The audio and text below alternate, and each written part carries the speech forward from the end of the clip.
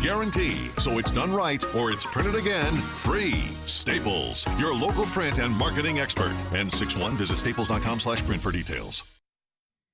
The Good Neighbor Network, FM 101.9 and AM 1450 Murfreesboro, FM 100.5 Smyrna, and online at WGNSradio.com. This is the Roundtable. A look at the news, views, politics, and people that are shaping Rutherford County. Good morning. This is Bill Krause on the Thursday morning WGNS Radio, and we have a wonderful morning this morning with a great guest. But before I introduce our guest, who I think you're thoroughly going to enjoy, I'm going to have the pleasure, both personal and professional, to introduce my grandson, Zachary Thomas, who's going to be interning with us this summer here at WGNS. Zach, welcome aboard. Thank you for having me. And talk about yourself. You're in school, and where and what and are you doing in school? I just finished up my junior year at Auburn University down in Alabama. I'm studying journalism, and I'm minoring in kinesiology. In what? Kinesiology. Bless you. Okay. And any particular areas of communications, or do you just want to buy a radio station? We'll see where it takes me. I'd love to do sports at some point. I'd love to do some PA announcing, but we'll see. Well, we're going to be having you as a co-host with us, and feel most free to join in the conversations we will be having with both this morning's guests as well as the guests in the weeks ahead. Perfect. Welcome aboard. We are very pleased to have a gentleman who I had the pleasure of meeting several months ago in a writing program, the Carnegie Writing Program down at Green Hills Library in Nashville. And this gentleman has intrigued me with not only his experience, but he is truly the Renaissance man. Gary Webb. Gary, welcome aboard. Thank you, Bill. It's a pleasure to be here. Gary, give us a story about the long journey that you have had in two different folds of life, but beginning that you are a sixth-generation Tennessean? I'm a sixth-generation Tennessean, yes, that's correct. Born in Nashville? Born in Nashville. And what happened? Where did the journey take you from Nashville? Well, when I was 17 years old, I joined the Marine Corps. I wanted to see the world, and I got to do that. And I came back and went to university, then went on to law school, practiced law for a little while, and kind of got bored with that. You were in banking or finance? Yeah, and it was not the Perry Mason type of law that that everyone envisions when they go to law school. And I always wanted to live in Europe. And my wife's an artist, and I kind of tinkered around. I won't say tinkered around. I kind of always supported her, helped her do her exhibitions. And we were in university together, and I minored in art history, mainly because of her. Never thinking that I was really going to do anything in that field. And then we used to travel to Europe. As a matter of fact, when we were younger, we used to hitchhike around Europe quite a bit. But then in, I think it was 1983, I was teaching part-time at Watkins University. I was teaching art history, practicing law in the daytime, and was teaching at night. And I was pontificating one evening on get out and live life. You know, it's life's too short. You know, get out and do it. So I went and I got in the car on the way home. I thought I should take my own advice, and so I went in and I told my wife. I said, "Let's move to Europe." And she said, "Okay." Just like that. Just like that, which I was shocked because she always wanted to go, but she never wanted to live there. She was very close to her family. And she said, "Yeah." I said, "Well, all right, well, give me 6 months to close my law practice, and we'll go." And we did. We sold everything, sold the car, sold furniture, sold everything, and bought a one-way ticket. One way. One way. True optimist. Yeah, and so I thought, okay, well, we'll be there a year, and then I'll just come back, you know, reopen my law practice. Well, that didn't happen. A year turned to in about 25 years. Wow. And so when I got to Europe, and I really started looking at the art world, I started going to Sotheby's and Christie's. And when I really saw what artwork sold for, I thought, gee whiz. This is another whole world here, you know. Beats law. Well, yeah, you know, because most people think in terms of an artist. Oh, well, okay, yeah, you know, Starving. starving artist. And my wife's never been one of those kind of people that wants to live in a garret somewhere, you know, some attic and just can't get by. So, and also people, I think in America too, don't have the appreciation for the arts. They think in terms, if you say you're an artist, okay, you paint on Sunday, or you do flower paintings, or Or you play something the like piano at the symphony. yeah, or something like that, you know. So, but anyway, it's a real eye-opening experience, and I started becoming more and more involved and in the arts. Before you go on, I want to go back to when I first met you. It is a phenomenal story. I think it's a story that has to be put down in writing. When you went into the Marine Corps and you were stationed at Camp Lejeune. Camp Lejeune. You're okay from camp. Were you there during the critical times? I was there. Yeah. Well, I was there for, I guess, about 2.5 years, maybe. You drank the water? Well, I guess I did. Uh-huh. Apparently, I'm all right. Knock on wood, if I can find any. But Okay. then they sent me to Vietnam, and I did 13 months there. Wow. My last. But I want to hear about love in its truest sense every weekend. Start telling us on that story. That is, Well, to me, that's a printable story. Yeah, my wife and I met. She was 14 and I was 15, and I would hitchhike to Nashville, which was almost 700 miles. No interstates. No, Or was it partial. There just was you had like an interstate ran from Raleigh to Winston Salem, and then you got off for a little bit on those old 2-lane highways, and then you got back on it, and it went into Asheville. But then you had to take the old 2-lane highway, I think the old Dixie Highway across the mountains up through Newport, Tennessee, and into Knoxville. And then you had a little interstate from Knoxville a little bit, but then you had to get off and cross the mountains. So anyways, it was partially bits and pieces of it. But anyway, I did 86 weekends. Every weekend, Just about every weekend. 700 miles each Yeah. way? Almost 700 miles each way. Each way, Yeah. and only a 3-day window? Yeah, I'd leave, I'd get home sometime Saturday morning. I had it down, I became a bit of an expert at it. I had it down where I could do it in about 16 to 18 hours, which was faster than a bus could do it. And cheaper. And cheaper. And then I'd leave around noon on a Sunday, hitchhike all day Sunday and all night Sunday night, and be back in time for Reveille. And you became, and now, we also have to consider that times were quite a bit different at that period than it is now. I can't imagine somebody hitchhiking 700 miles week after week after week, even in beautiful Tennessee. Yeah, it's a cast of characters. You never knew who was going to pick you up. You know, people always say, "Oh, you don't pick up a hitchhiker." Well, if you're a hitchhiker, you don't always want to get in that car. I had a lot of experiences where I wish I hadn't gotten in the car, and it was kind of interesting. It gave it's a cross section of humanity. One time I was in Asheville. This guy picked me up in this old car.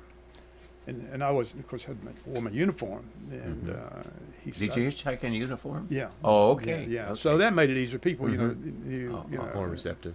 yeah. And so he said, "I want to do something for you." I said, "You don't have to do anything for me." No. He says, "I want to do something for you." And so he reached in the glove, and I knew that he didn't have any money. He reached in the glove compartment and gave me a bottle of Aqua Velva aftershave lotion. Wow. You know, and I thanked him, you know, I mean, that's all he had, you know. And so I had people well-to-do pick me up. One time I had a couple of little old ladies pick me up. Oh, really? And I said, "Don't ever do this again." And they all started getting upset with me. They said, "Well, we tried to give you a ride." I said, "I appreciate the ride, but, you know, you shouldn't be picking up hitchhikers, you know." Then the one episode when you and your buddy were hitchhiking and he said to you, you said to him, "Boy, I wish 2 young ladies would pick me up." And what happened?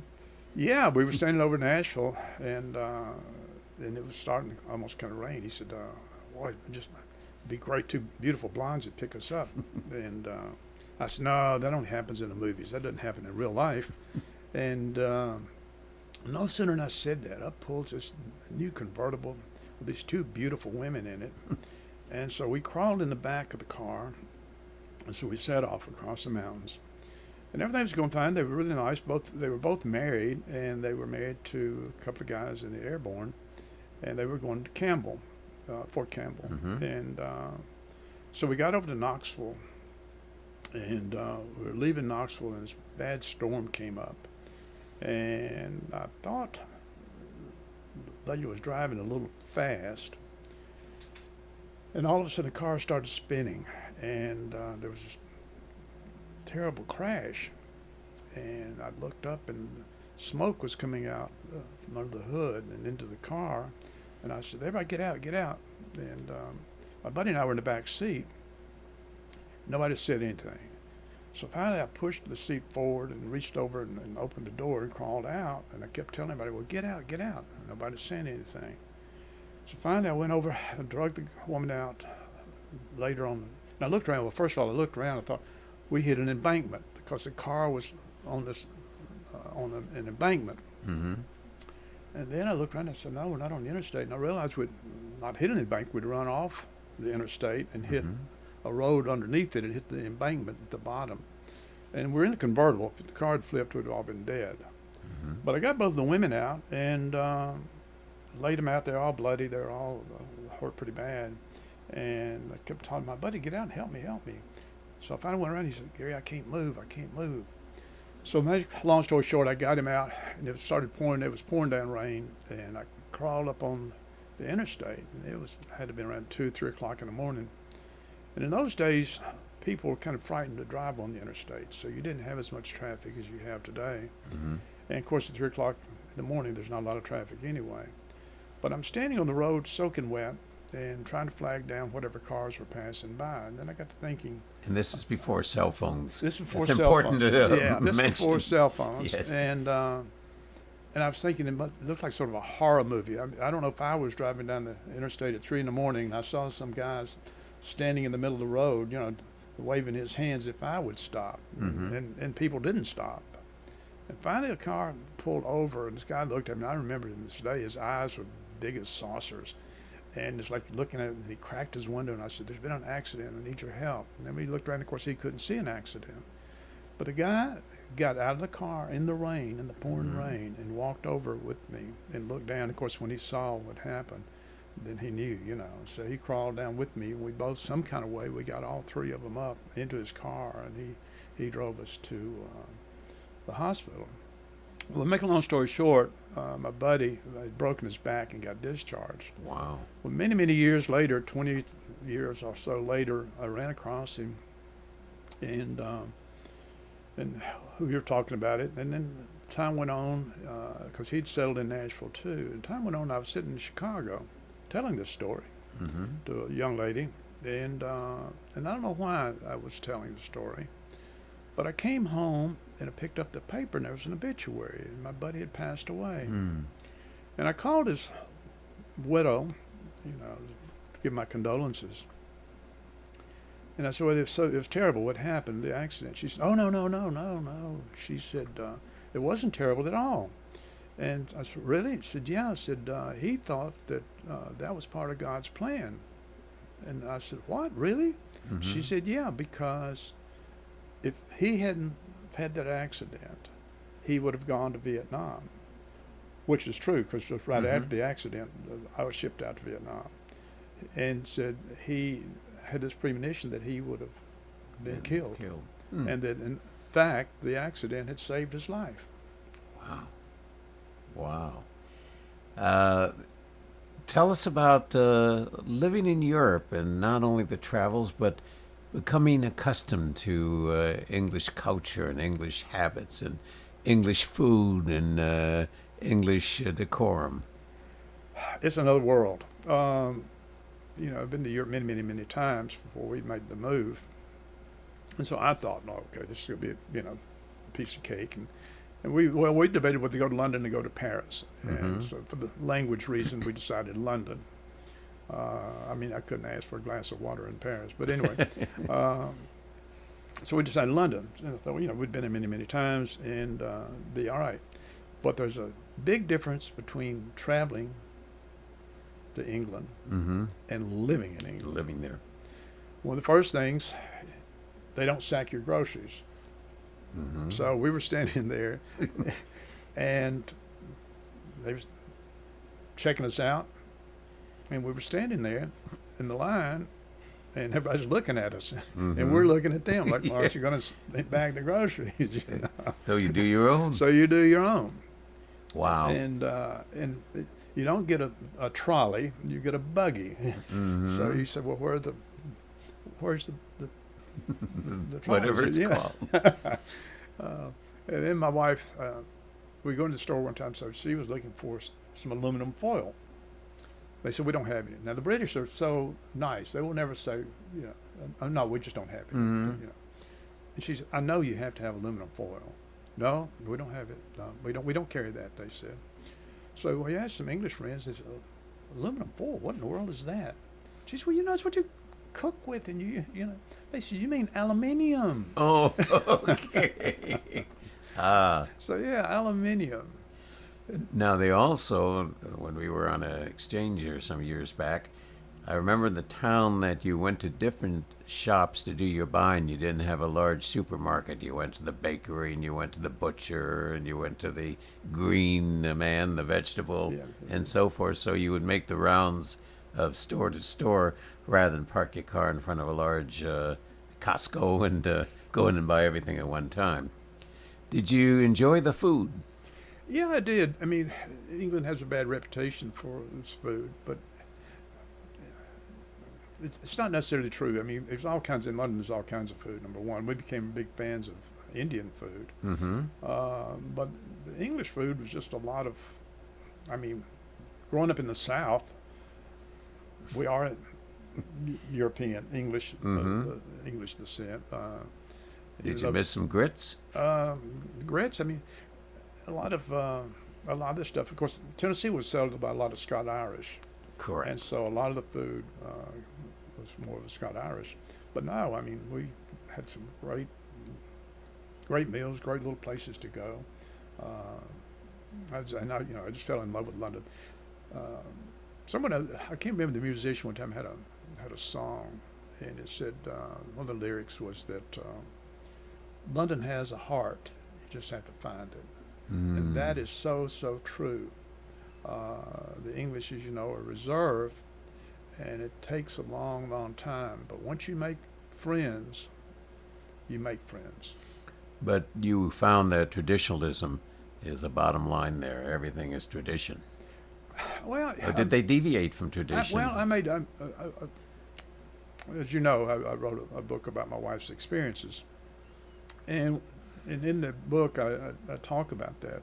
When I got to London, I mean, even though we'd been there many, many times, I kept thinking England was like old Masterpiece Theater. You know, and if you remember all those shows about England, you know, Correct. Downton Abbey and all those kind of things, and that's not England. And I wrote that London is like the tale of two cities. They have one foot in the past and one foot in the future. So you have these two whole different elements going on at the same time. You have all the old pageantry going on. You have the changing of the guards and all those things that the tourists go see. And then you have this other whole world out on the East End of London. Well, even cities. the revolution of music with the Beatles and the change of the entire music culture back in the 60s. Did you live in a flat? Lived in a flat. Describe what a flat was, just like an apartment or A flat is- condominium? yeah, it's an apartment. You've got different things. I mean, one of the interesting things was about Europe. I mean, if you buy a place. Well, you don't. You buy a lease. You buy a 99-year lease, Wow. and that's another thing that you learn about the culture. So if you leave, you have to sell the lease to another lessee? Yeah. Of course, in America, we're just used to leases being like short-term, a year or Exactly. something like that. But they're long-term leases. And But yeah, I love the culture. You mentioned early on, we got there just as things were changing before the big supermarkets came into being, and we'd go down to the greengrocers and to the hardware stores. My wife being an artist, she went in the hardware store and said, "Your turpentine?" "Well, we don't have any." Well, it turns out it's white spirits. You get white spirits. Sounds more like a drink. Yeah. So she goes in the store years and years later after we'd been there for a long time. And so the young guy was working there. And so she said, "Where's your white spirits?" And he says, "Are you local?" She said, "Yeah." And he just looked at her, so like, you're obviously the American, but you know what white spirits are, How did you not gain somewhat of an English accent, being there a quarter of a century? Well, it's a funny story. We had an old friend here in Nashville who loved England, and she told my wife one time, she said, asked her the same question. And because she was a big Anglophile that loved the English accent. And so she said, "I have an accent.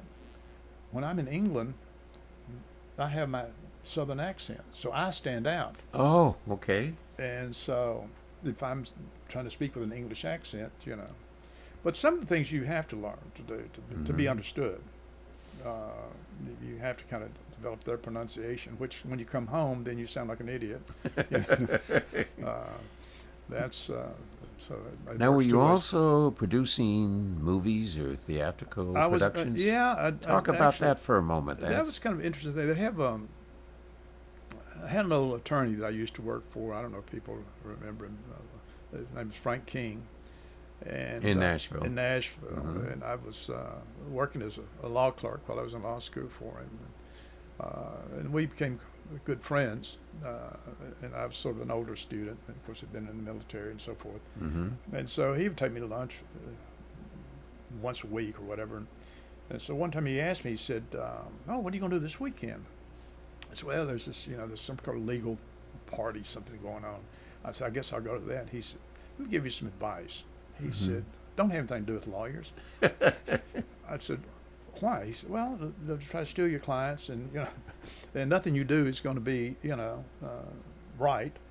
And so I took that advice when I started managing my wife's career, and I got her away from the arts community, but I surrounded her with creative people, writers, actors, actresses, and that sort of thing. Musicians as well? No, I stay away from music. Okay. I'm from Nashville. I had to throw that in. Yeah, I stay away from the music. But so I got involved with the theater crowd, and I co-produced a play in London during it was 2000 during that. So that was quite an interesting experience. And it was interesting dealing with young creative people and what they do when you're starting out. When you're a young creative individual, it's hard to get, even in radio, it's hard to get in there, you get a job and so forth and so on. So what they would do, they would get a group together and they would all work for free, whether you're the lighting, sound guy, actor, actresses, and they would put on these productions, and that's how they would build their reputation and build their skills. And I've tried to apply that here in Nashville. I started a company a couple of years ago called Artistic Legacy, and we try to work with young creative people, whether they're in theater, whether they're in the visual arts. But not music. But not music. And writers, I try to encourage young writers and try to show them how to get started because, when you're in university, they have their goals. And it's not that they're doing anything wrong, but they don't prepare you actually how to get out and make a living at your profession. Let's continue that in just a moment. We do have to pay some bills, so we'll be right back. A fascinating chat with Gary Webb. I still have to call him the Renaissance man, bringing together the study of the law and the study and practice of the arts. We'll be right back.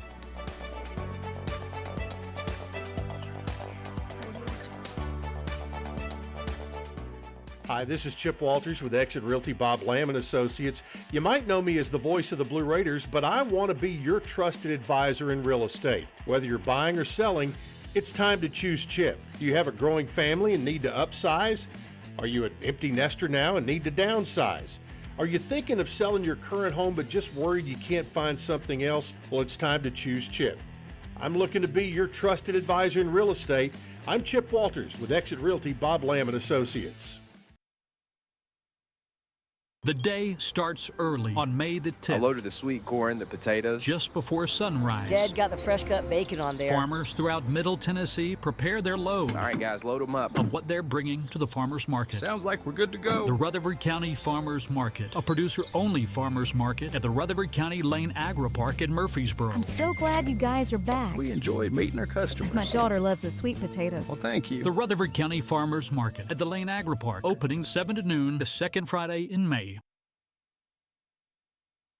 Hi folks, listen up. This is Rodney French from French's Shoes and Boots. If work boots are what you want, come see hundreds of styles of the best brands of work boots on the market. Soft toe, safety toe, lace-up, slip-ons. French's has the best selection of work boots in Tennessee. If we don't have it, we'll get it. We carry small to extended sizes and wide widths in almost everything we sell. It makes good sense to shop at French's. French's Shoes and Boots. On South Church Street, between I-24 and Middle Tennessee Boulevard.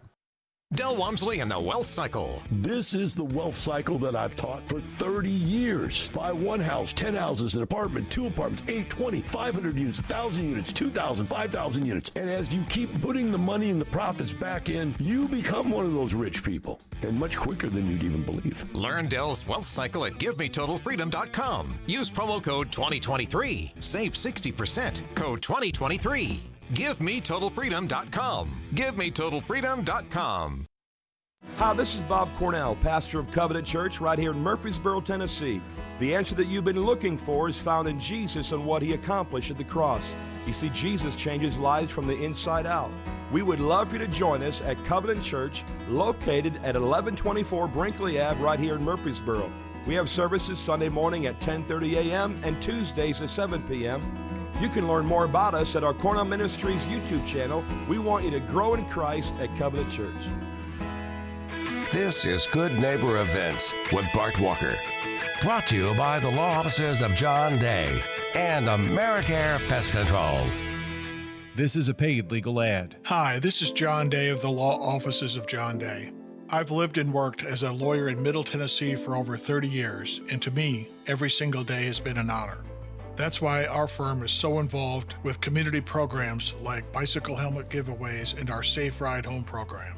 At the law offices of John Day, we're not just looking to make donations. We want to make a difference in the community we hold so dear. And if you're ever injured, know that we are here for you too. Now, WGNS Good Neighbor Events. Saturday is the Postal Food Drive. Put bags of non-perishable food items near your mailbox this Saturday. Speaking of this Saturday, from 11 in the morning until 4 in the afternoon, it's the annual Block Party and Touch a Truck event at Laverne's Veterans Park. Don't miss that one. And Rock of Ages starts this weekend through May the 26th at the Center for the Arts in Uptown Murfreesboro. And the final performances of Finding Nemo Jr. are over at the Arts Center of Cannon County this Saturday. Performances at 2 and again at 5 in the evening. Those 2 final performances this Saturday at the Arts Center of Cannon County. There are free computer classes at the Technology Engagement Center. That's a part of our Rutherford County Library system. Mondays at 3:30 and another one Tuesdays at 2:30 in the afternoon. For information about these free computer classes, get with the Technology Engagement Center. Give them a call or drop by. Those are WGNS Good Neighbor Events. Rutherford Issues with Brian Barrett, hitting right at what matters most to all of us here in the heart of Tennessee. Weekday mornings at 10 on WGNS, AM, FM, and online.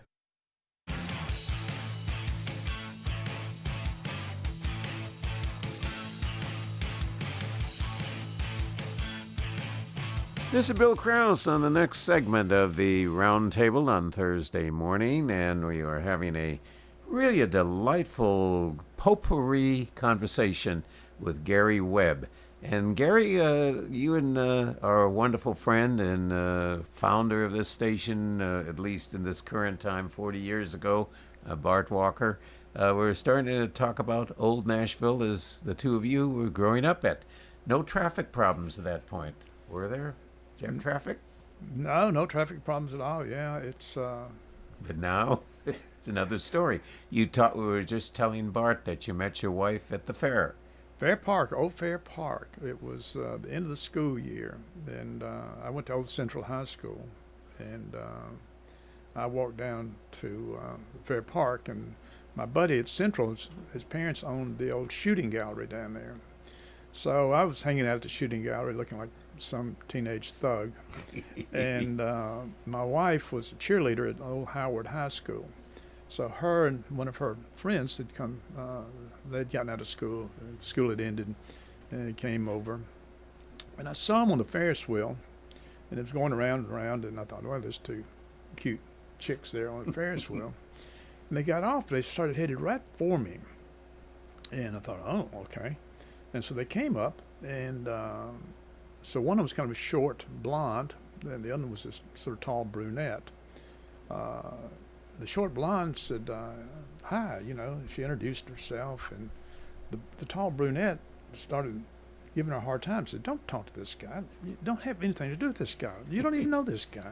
And the blonde didn't pay any attention to her, so she said, let me give you my phone number, call me sometime. And I said, yeah, okay, sure. So it turned out the brunette was my wife, and we started off. and hitchhiking 86 times. On the wrong foot. So we laugh about it now, how things are meant to be sometimes. We think we're in control of life. Life controls us. And then life controls us. I always like to ask people who've lived in the Nashville area a long time, favorite restaurants as a teenager in Nashville? Do you remember favorite places? Bart, do you remember favorite places? Oh, yeah. Yeah, where were they? Or roller rinks or whatever else, bowling alleys? All of them. All of Crystal. Candyland. Did you go to Candyland? Yeah, Candyland. Did you go skating? Did you go to the Hippodrome? There was a Hippodrome, and then I used to go to the one on Thompson Lane. I think it was the all-weather skating ring out there, right by the bypass where Thompson Lane goes in the bypass. Oh, yeah. There was a big skating ring there. And there were a lot of shows in addition to skating at the Hippodrome. Hippodrome had a big organ. Oh, really? And they would actually play the organ during skating. Yeah. But I saw Jackie Wilson there. Oh, played him on the air all the time. With yes. Did you see the Stones when they were in Nashville? The Rolling Stones? Yeah. I did not, but my wife did. Yeah, I went to that concert. That was not that far ago. I could pull a bad joke right now. Okay. It's not a joke, but it's really my lovely, lovely wife is going to Vanderbilt tomorrow to have stone removed, and I'm saying you're going to have a Rolling Stone at Vanderbilt. Okay. you may have to stay here and not go home. That's true. We've got a bunk in the corner. The doors have been changed. The locks have been changed. Absolutely. Zach, you didn't hear that. I didn't hear that. Zach is one of my best audiences. Any joke I tell, he laughs only because I'm his grandfather, not because they may or may not be funny. Correct? Maybe. Maybe, yes. So, I respected the story, Gary, that you told in 2001 when you were thinking about going back to Europe. And it was right after 9/11, and how people in Europe were looking upon Americans. Yeah, it was really, we'd been there a long time. We had a lot of European friends. And by the way, there we made a conscious effort not to socialize with the Americans. Yes. The whole point of being there was to absorb the culture, and that's what we did. It's nothing, but the Americans who were there generally worked for corporations. They were there to do a year and then leave, and so temporary active duty. And so we didn't do that. So our circle of friends were European, from everywhere. London is a melting pot. of cultures. But when September 11th happened, America became very xenophobic. Mm-hmm. And we would come back to marketing Sarah's artwork, and people started saying, "Oh, are you American? Are you European?" And I said, "Oh, no. I mean, I'm sixth generation Tennessean. We've been in this country 300 years." But then we invaded Iraq, and first the Europeans really supported us, which was a little unusual, by the way. But anyway, we invaded Iraq, and then the Europeans became very upset with us. And so it's almost like we were homeless in a way, no matter where we went. Including your friends that you had. Yeah, I mean, it's like, well, what are you Americans doing? You know, why are you invading Iraq? You know, what's going on? Blah, blah, blah. And then we come back here, and what are you doing? You know, you're over there, you know. So you're a man without a country, to put it mildly. And so we came back, decided to leave London and come back to America. And I felt like my wife needed to be in a cosmopolitan area, but New York was not the place to be then. So we moved up to Chicago, and that was another whole experience. Good, bad, or indifferent? No, or I really combination? enjoyed Chicago a lot. Midwesterners are friendly. New York is, I mean, I spent a lot of time in New York. The two cities are nothing alike, really. And then you throw Los Angeles into it, and you really got a combination. That's another whole story. I remember went to San Francisco one time and went to Chinatown. I thought, this is Chinatown? Because I was used to Chinatown in London. They're not the same. So, yeah, it was a really... So you were in Chicago how long? Well, we lived up there several years, but I traveled back and forth. I have a lot of business up there, so I'd probably go... At one point, I was going up at least once a month. And then, of course, COVID hit, and hadn't been back in a couple of years. Who was your next-door neighbor, did you say, in Chicago? Oh, John Cusack. Did you have a chance to get to know him? Oh, yeah. I had a girl working for me.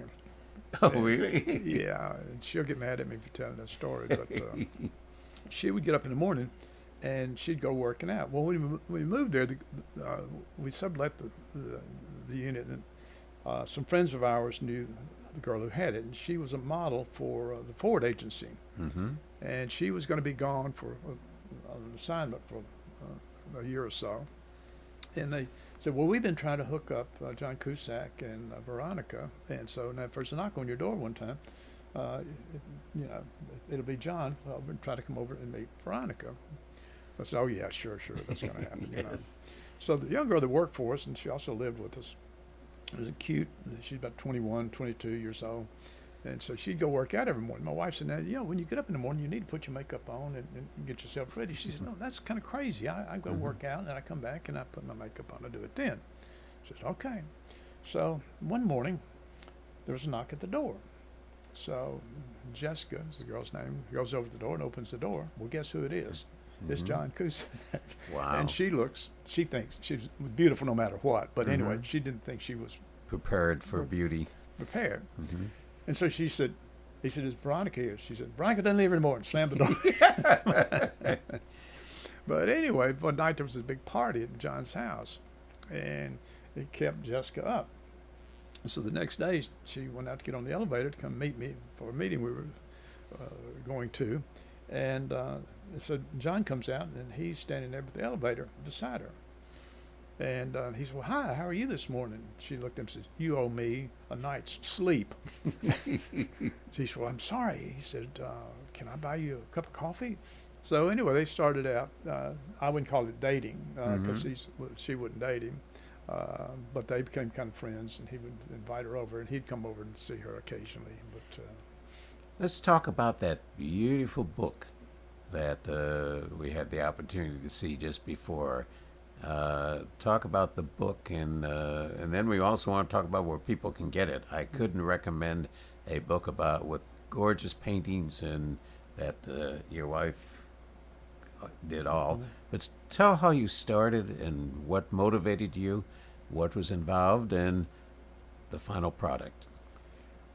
Well, it's something, you think, at some point you need to do and document the career. And I've always been a big history buff, and so all throughout her career, I've documented all of her work, and I keep a journal. And at some point, I knew that I would do a book, but there again, it took me about 2 to 3 years to do it, and that's another reason I cut out a lot of my traveling. And COVID hit too, so that worked out fine for me because I was concentrating on this book. And it really was kind of I didn't want it to be about me. I wanted it to be about her. But writing about her is writing about me. And so I found that to be real challenging on how to tell her story and keep me out of it the best I could. But I observed, and as I was telling my friend Jessica, she said, "Gary, you're the one who knows it. You've been with her this whole journey since she was 14 years old. You know the whole story, and you've documented it along the way." So I started out doing that and trying to come up with the paintings. That was a major challenge, finding the right works and which paintings to put in it, and how to tell her story. And it's really been interesting about women in the arts and the support and non-support. She's had some wonderful people to support her, and the people you would have thought would have supported her didn't support her, and that's always been an interesting thing. So there's a gender divide still in the arts, is what you're saying. Oh, absolutely. And but here again, I didn't want to get into that, and she didn't want to get into that, so there wasn't a story about all the hardships or whatever. And a lot of people think, "Oh, well, you just had it so great. What a wonderful thing." Well, it has been great, but it hadn't been without it hadn't been a pleasure cruise. Ups and downs. I wouldn't change a bit of it, but I wanted it to be a positive book and tell a positive story about how she got, as a young girl, she wanted to be a fashion illustrator. Well, you don't have those anymore. You remember in the newspapers? Oh, yes. Yeah, all the fashion designs were drawn. Now it's all done by photography. Or computer. And computer now. Yeah, I guess does it now. But so anyway, her journey into becoming a professional artist and a master of her craft, and that's what she did. One of the reasons, back at what we were talking about ago, one reason I decided I wanted to go to Europe, I felt like she really deserved an opportunity. She was at Vanderbilt studying a master's, but at that time Vanderbilt didn't even have studio classes. And I came in law school, and I said, "Well, she was crying. I said, "What's wrong with you?" She said, "I'm not happy." I said, "Why are you not happy?" She said, "Well, all they want to do, it's art history, and it's about to teach, and I don't want to teach." And I said, "Well, what do you want to do?" She said, "All I want to do is paint." And I said, "Well, why don't you paint? Why are we paying all this tuition and you want to paint?" She said, "Well, because I won't make any money at it." And I said, "Well, in those days I thought I was going to rule the world and it wasn't going to be a big problem." I said, "Well, I'll tell you what, I'll make you a deal." I said, "You paint if you'll work it like a job." I said, "If you'll work from 9 to 5, not hang out with girlfriends, go shopping, go to the movies, play tennis and all this stuff, work it like a job." I said, "If you never sell a painting, I won't say a word." She said, "I can do that." And she did. I watched her. She threw herself into it, and 6 days a week, change clothes, get out, do her marketing, networking.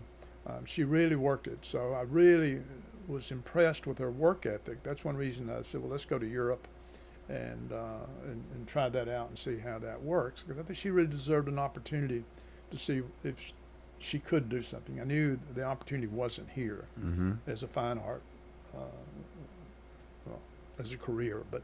And that's before Skirmerhorn and all of the. Well, yeah, but still, she's a painter in Nashville, in Tennessee, and not only that. I guess all of Middle America feels the same way, or if you're in Buffalo, New York. I call it New Yorkitis. Okay. If it's not from New York, it's not worth having. I want to get on a jet plane and go somewhere and buy it and come home and lord it over the peasants, Gotcha. And so the local artist always, never gets the respect that they deserve.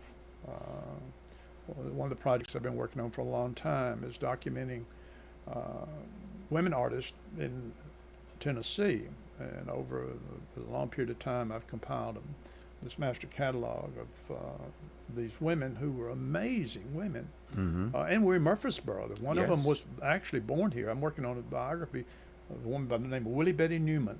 Betty Newman. And Okay. Betty was her maiden name. And she was born here in Murfreesboro in 1863, took off and went to Paris in 1890 and spent like 12 years in Paris. Exhibited at the Salon something like 7 or 8 times, which was a major deal. Correct. Not only for a woman, but for an American as well. And had a very successful career in the arts. Very few people know about her. Cheekwood has her work, the museum has her work, but the average person never heard of her. And yet a Murfreesboro product. Yeah. Let's go to an area, since you have touched the artistic nerve, not only in Nashville and in London and throughout Europe, Chicago. Is creativity the same wherever you go, or does creativity on the part of the participant change depending upon the environment they're in? I think it has a lot to do with the environment. I've watched Nashville change tremendously. There's more of a respect in Europe. A good example, when we first went to London, my wife was, she went back the old way of studying. Her work is she takes the techniques of the Renaissance and uses it for modern day subject matter. So one of the ways she trained herself, even though she had a degree in art and so forth and so on, she got permission to copy at the National Gallery. And so she chose to copy a painting by Velázquez. It's called The Toilet of Venus. And because Velázquez was known for using black with his flesh tones, and all the great artists, John Singer Sargent, so forth, all would go and copy his work as part of their training. But anyway, she was finishing, and she put the painting in the taxi to bring it home. The taxi driver knew what it was. Wow.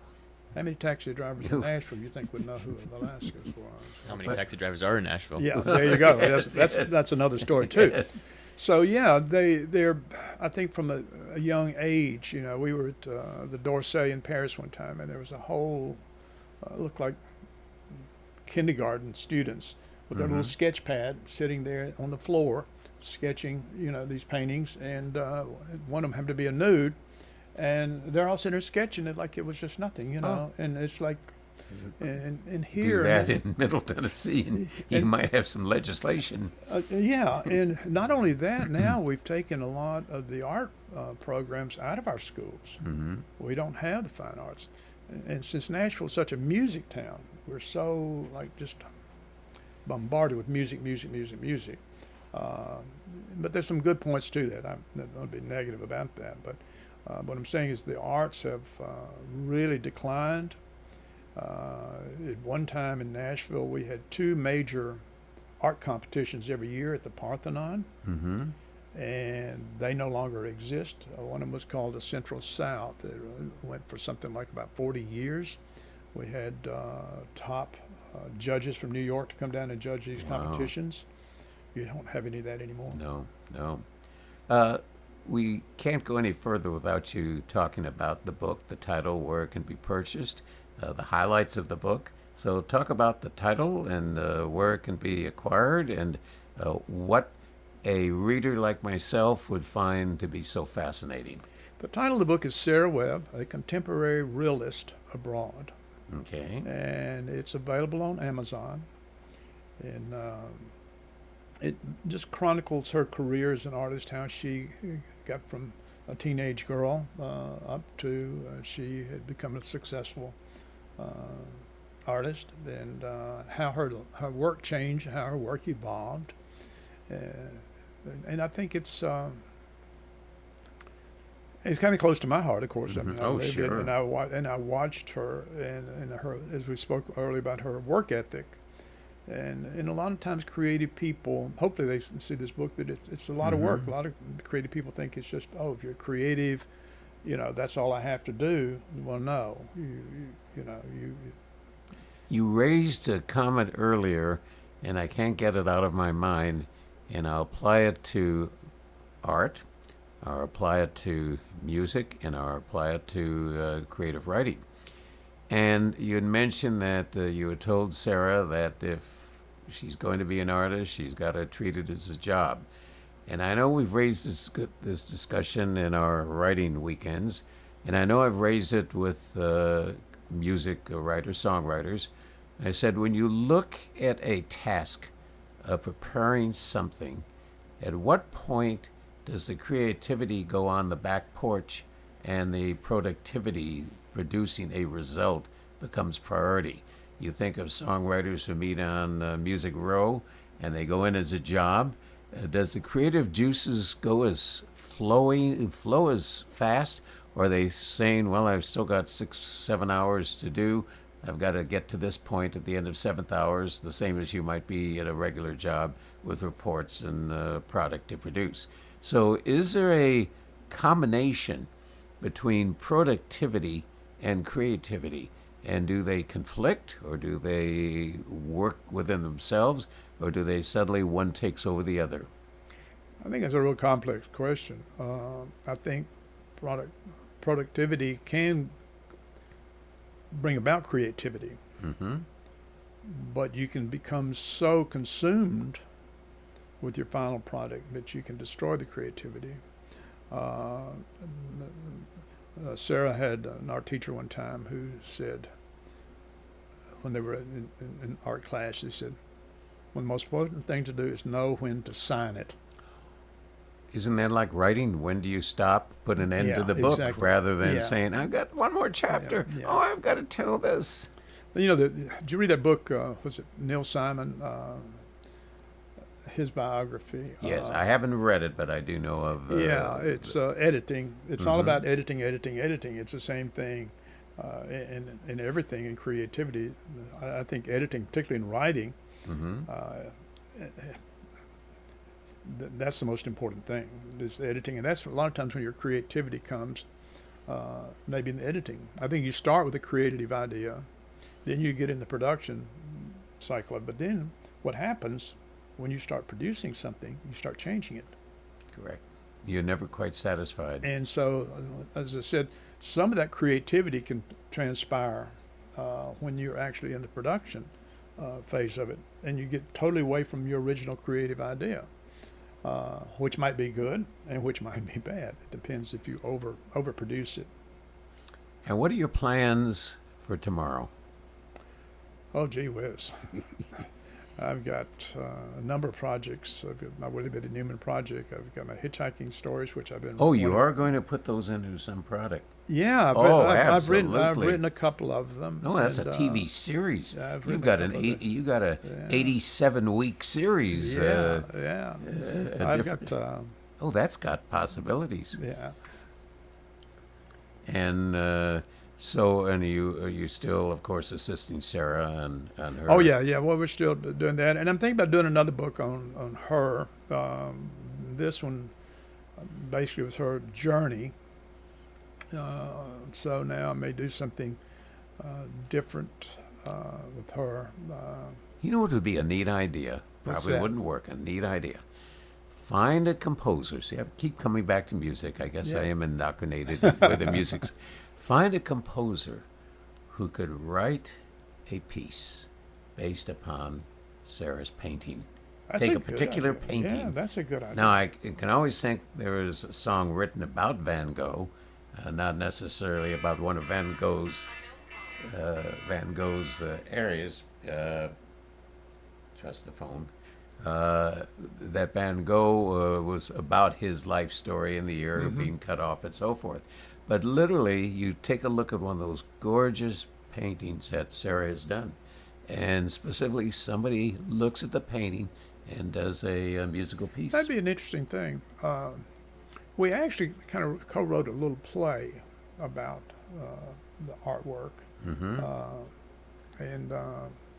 So yeah, I hadn't thought of that, but that's really an excellent idea. Zach had been, and anybody who's visits or lives in Southern California will always go to the Pageant of the Masters in Laguna Beach. And that's putting on productions, taking a particular painting and recreating the painting with live men and women, ending up with the Last Supper. And you would think you're looking at the Last Supper, but it's actually men and women in design and so forth. And that's kind of bringing it to, do you remember that, Zach? I do. And it was a great, it's a great opportunity. Whether Nashville has that, you almost could put on a pageant in Nashville where you have the painting with the music behind the painting and creating the tempo of the painting, creating the flair of it, whether it's accelerated, whether it's softening, however you specifically will do it. Could be some real interesting possibilities. You know what would be almost interesting? Now, has Sarah put on any exhibits in Middle Tennessee? She hadn't exhibited in a long time. Typically, you do a lot of exhibiting when you're younger to get name recognition. The more you mature into the profession, you develop a series of collectors that basically deal with collectors around the world. And it's not as easy to do an exhibition. But you know what I would love to see, and I know time is limited and what have you, what I would love to see, if Sarah took one of her most favorite, most visual, most insightful paintings and took them to an elementary school and sat with the class and let the students look at the painting and what not only do they see in the painting, what story can they evolve from the painting. That's a good idea. We used to go to, back when they had art classes in schools, we used to go and lecture. I'll tell you from the story. She went to Vanderbilt. She did, not Vanderbilt, she exhibited, probably her last exhibition was at Belmont. And she did a lecture thing. And she came out and she was standing outside the door and the students were coming out. And so one of the guys came out and his girlfriend was waiting on him. So she said, Sarah overheard them. And the girl said, well, how did it go? He said, oh, I don't know. He said, she was talking about working 8 hours a day, 6 days a week. I don't know. And so you got that whole, that work concept, I mean, back in the day, Madonna did a song, and she's talking about the posers. Well, you see that a lot. Oh, yes. You see that a lot in the music business. Oh, well, what do you do? I'm a songwriter. Well, what have you written? Well, I'm going to, And so everybody's out partying, and nobody's really actually doing the work. And Correct. I think a lot of times people think in the arts that it's just about creativity, blah, blah, blah, blah. When it comes to me, they don't understand that whole... Did something ever trigger off the thought to Sarah before she ever started painting on a particular paint?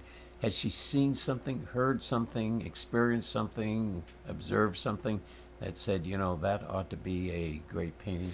Yeah, and part of the things what we did in Europe, and it's in the book too, there was a term back in art school, art history, called flaneuring.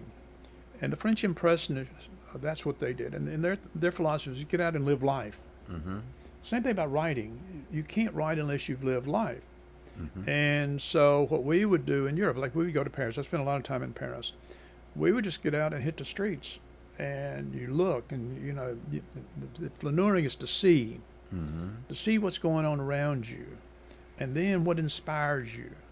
I think in America we've gotten ourselves into such a rut that we're just going 24 hours a day, and we never really see what's going on around us. We're not aware. We're losing our awareness, and don't get me off on technology. I mean, I'm good at it, but so I'm not anti-technology. Let's keep the human touch. But yeah, we're losing our instincts and our ability to feel. We isolate ourselves away from society.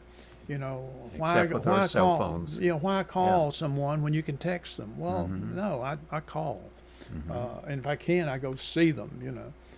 You got that human touch that you can't get. It's almost like I go off on a tangent of Zoom in school. Yeah. Give me a live class. I want to see the eyeballs of the students.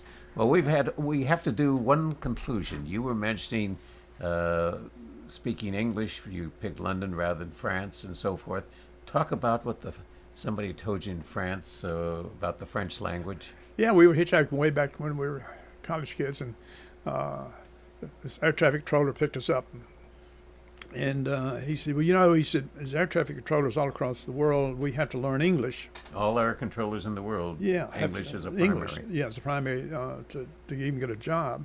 And he said, do you Americans ever think that when you die and you go to heaven, what if God only spoke French?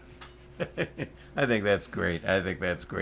On that score, we will be concluding the Roundtable, Thursday morning Roundtable. This is Bill Krause, and we want to give a very special thanks to Gary Webb, who has conversed with us on going over the arts and going over the world and hitchhiking and the many projects he has, and welcoming our grandson, Zachary Thomas, who will be doing a lot of our work in between and working with Brian and seeing what there is to learn in the entire wonderful world of radio.